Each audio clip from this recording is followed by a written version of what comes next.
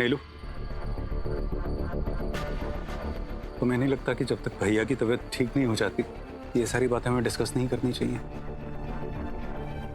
Sweets, जीजू की अब एज हो गई है, रोज ही बीमार रहेंगे तो कब तक हम इन इश्यूज को डिस्कस नहीं करेंगे?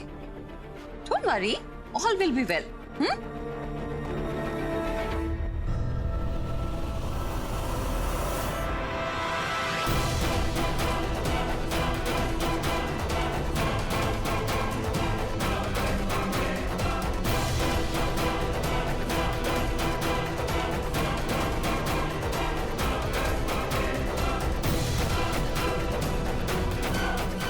वेलकम स्वीटहार्ट, आओ।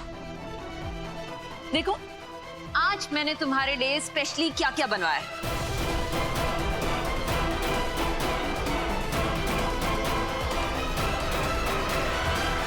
आपको मुझसे कुछ बात करनी थी ma'am. Oh Pooja, don't call me ma'am. अब तो तुम इस घर की बहू, कॉल मी चाची। एंड बाकी बातें बाद में करेंगे, पहले कुछ चख तो लीजिए। मेहमान नवाजी के लिए शुक्रिया राहुल बाबू, लेकिन मैं खाना अपने परिवार के साथ ही खाऊंगी। अब क्या हम मुद्दे की बात कर सकते हैं? As you wish, भाभी जी। बैठो ना।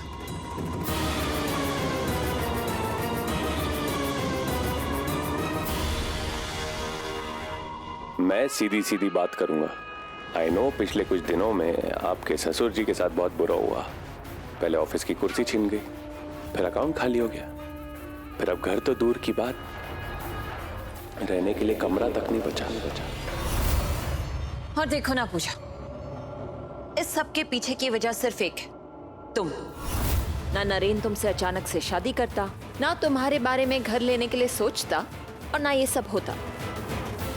एंड आई नो तुम जैसे मिडिल क्लास घर की लड़कियां इस सब की वजह से कितना गिल्टी भी फील करती है। लेकिन वरी नॉट, आपका गिल्ट दूर करने के लिए हमारे पास एक उपाय है। जो ताऊजी का था वो वैसा का वैसा उन्हें वापस मिल सकता है, बशर्ते आप कुछ पेपर्स पर साइन कर।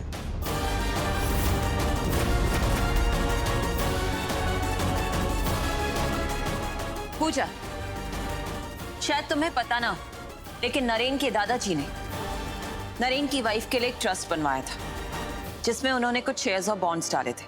आज उस ट्रस्ट की कीमत 100 करोड़ से भी ज्यादा है।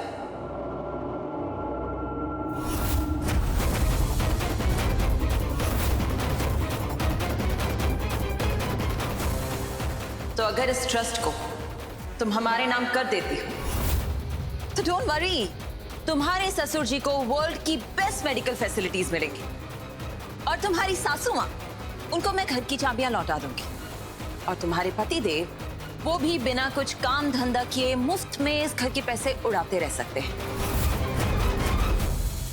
तो बस तुम्हें इन पेपर्स पर अपनी हैंडराइटिंग में अपना नाम लिखना होगा।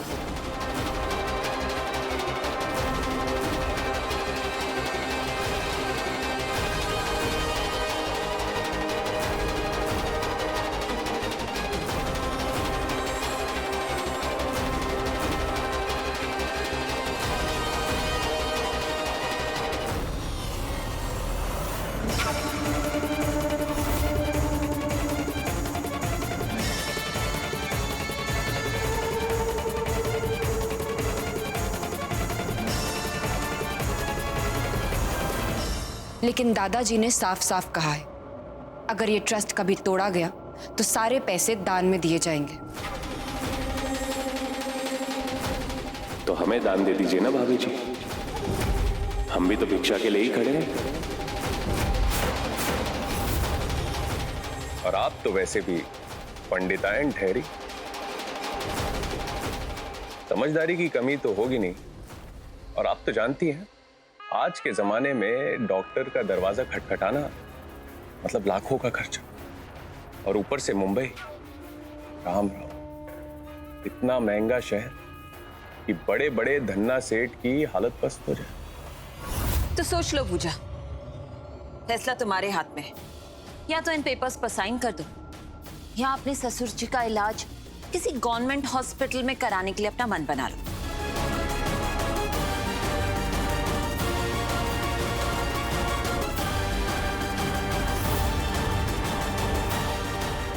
मुझे सोचने के लिए थोड़ा वक्त चाहिए।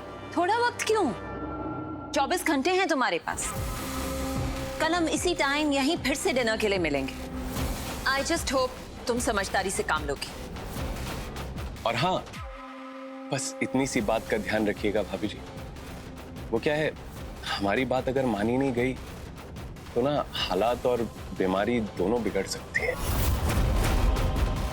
और फिर लोग किसको इल्जाम देंगे? आपको ये बात बताने की जरूरत तो है भाभी जी।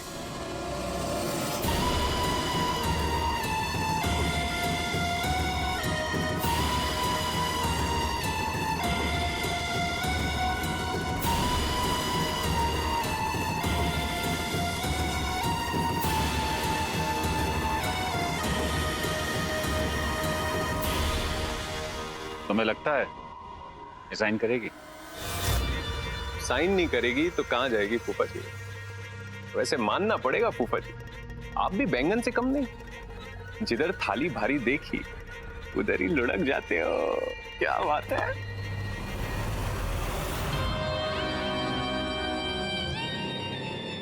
हंस लो बेटा, क्योंकि आखिरी हंसी तो मैं ही हंसूंगा।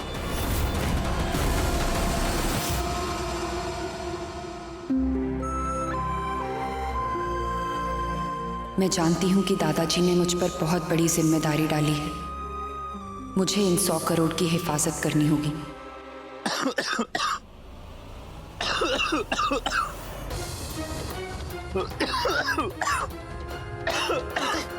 पानी लीजिए।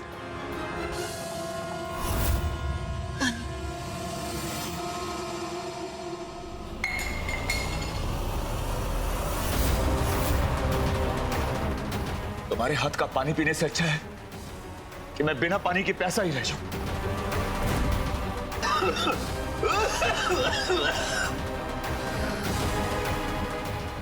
अंकल आराम से। Leave me alone!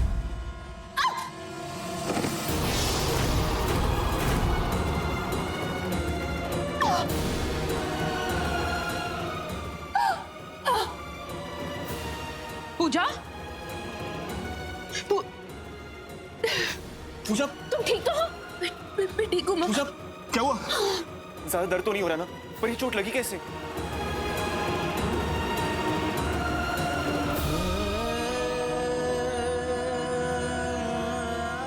साड़ी में पैर फंस के मुड़ गया। मैं ऑइंटमेंट लेकर आता हूं।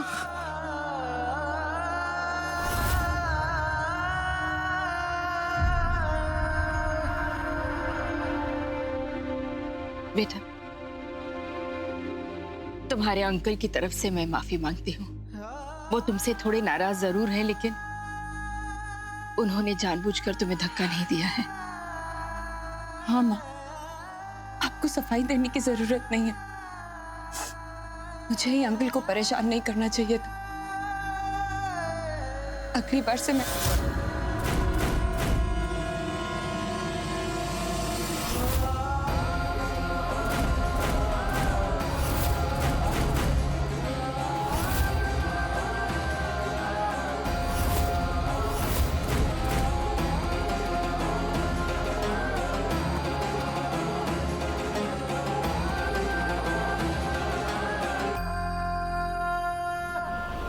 आपने पूजा को धक्का दिया। पापा, मैं कुछ पूछ रहा हूं आपसे। जवाब सुनकर क्या करोगे? मुझे भी मारोगे?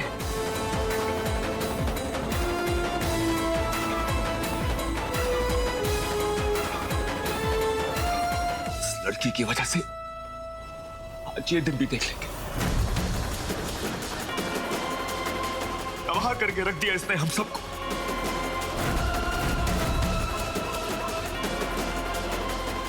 आप बार बार पूजा से नाराज क्यों हो रहे हैं?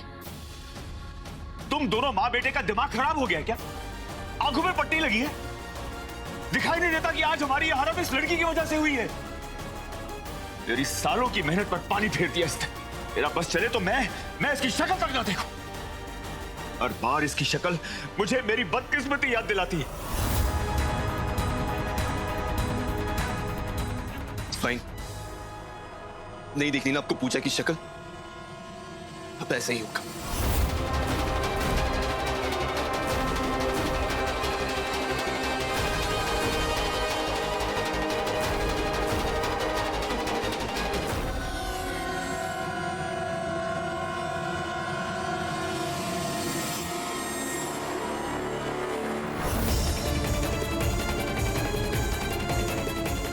आज से पूजा और मैं पर्दे के उस पार नहीं आएंगे। आप अपने एरिया में खुश और मैं अपनी वाइफ के साथ अपने एरिया में।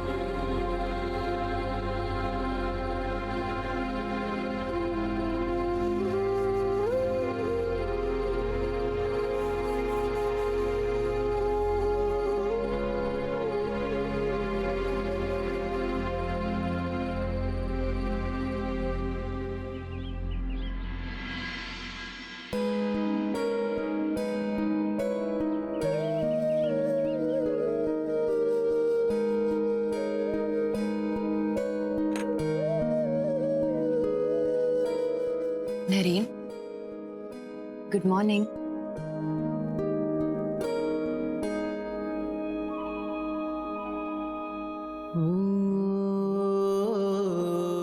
आपकी चाय।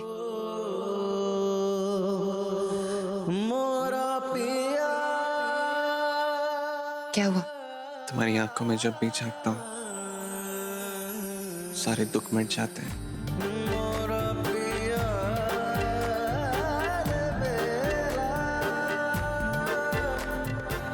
बातें बाद में बनाइएगा, मुझे और भी बहुत काम है।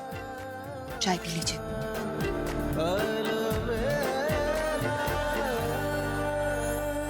माँ, चाय ले आऊं? नहीं चाहिए तुम्हारी मेहरबानी।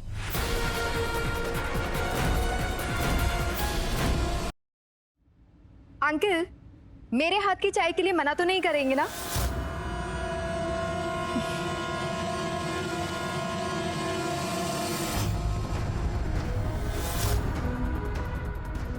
Good morning Naren.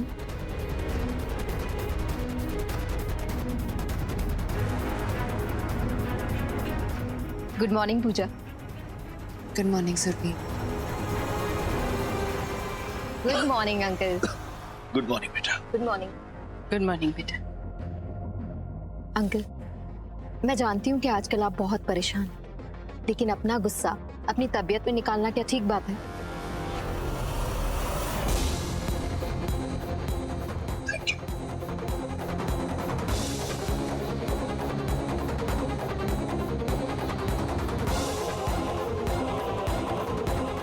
एक बात और अंकल, जब तक आपकी तबीयत पूरी तरह से ठीक नहीं हो जाती तब तक आपके खाने पीने की जिम्मेदारी मेरी है, और आप मना नहीं करेंगे। अगर मना किया ना तो सुरभि नाराज हो जाएगी।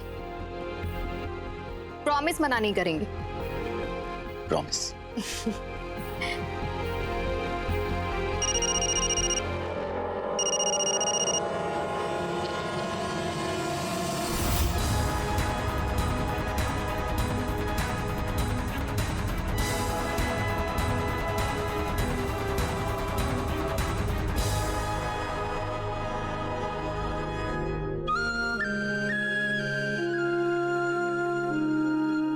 चलिए, कम से कम अंकल ने कुछ खाया तो अब उनकी दवाई में देर नहीं होगी। सॉरी पूजा, नरेन से शादी भले ही तुम्हारी हुई हो, लेकिन हरीश व्यास की बहू तो मैं ही बनूंगी। लड़ा लो अपने नरेन से इश्क, क्या पता आगे फिर ये मौका मिले ना मिले।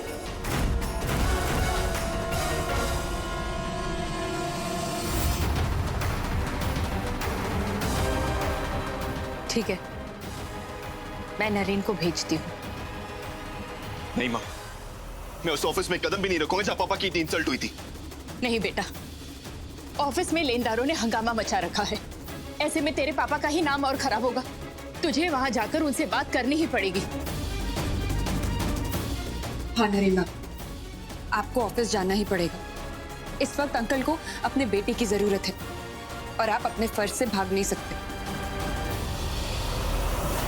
जो ताऊजी का था वो वैसा का वैसा उन्हें वापस मिल सकता है, बशर्ते आप कुछ पेपर्स पर साइन करें। और तुम्हारी सासू माँ, उनको मैं घर की चाबियां लौटा दूंगी।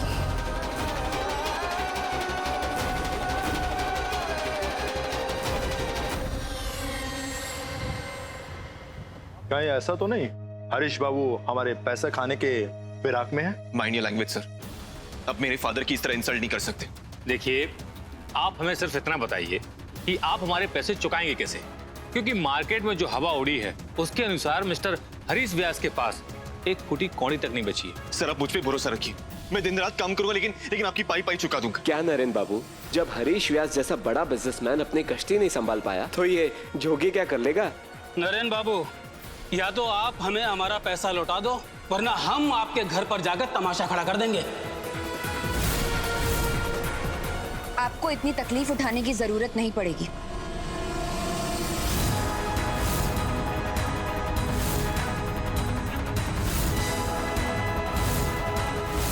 बताइए भाई साहब, कितना बकाया चुकाना है हमें?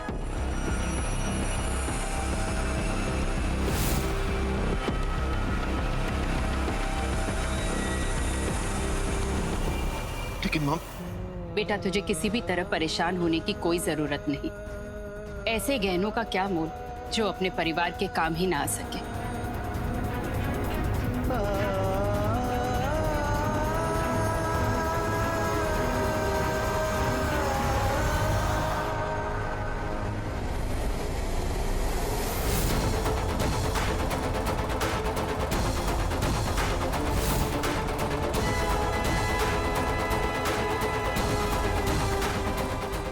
उम्मीद करती हूँ ये गहने आपका बकाया चुकाने के लिए काफी हैं।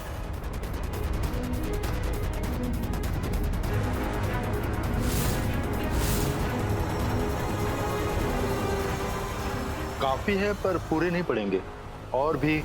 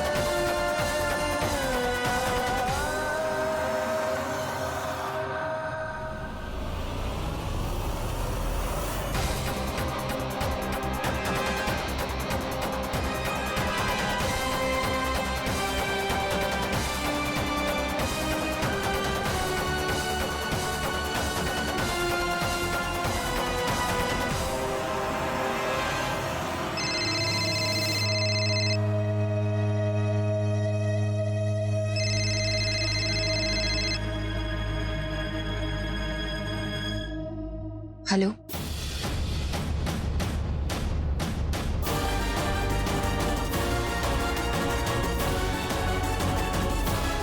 ठीक है, मैं बात करती हूँ।